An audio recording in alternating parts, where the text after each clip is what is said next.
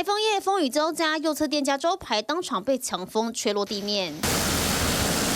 地点在新北市汐止一间诊所，远警到场拉起封锁线，招牌不堪强风吹拂，重摔在地，铁皮屋顶垮在人行道上。台风带来的灾情，还有这。 屋顶被贯穿一个大洞，树枝插进屋内。这里是新北市三峡一间民宅，走到后院一看，山坡上的树疑似因为大雨倒塌贯穿屋顶，但小犬不止带来灾情，也引发车祸。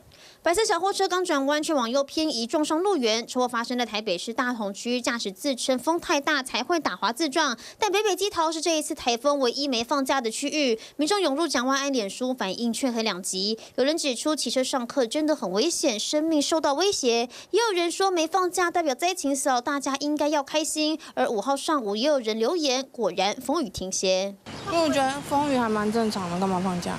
镜头转到宜兰，虽然放假，上午却出现大太阳。没有误判的事情啊，就刚刚一直提到，我想包括中央气象署也都一直对外提到，他们所做的相关资料啊，都是提供给各县市政府啊来做预判参考。宜兰民众似乎觉得赚到1天假照常外出，当地的店家则忙到手没停过。业者指出，新鲜肉品必须提前处理，宣布台风假后打折公布在网络上，预计能够全部卖出。真的有风雨在放假嘛？人家做老板的是不是也要开工？就为你这样放了1天假？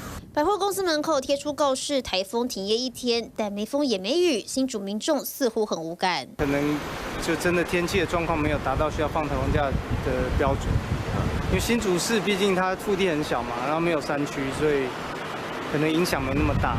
民众对于放台风假解读不同，尽管上午感受还不明显，也别乱跑，一旦天气骤变，小心发生危险。TVB 新闻综合报道。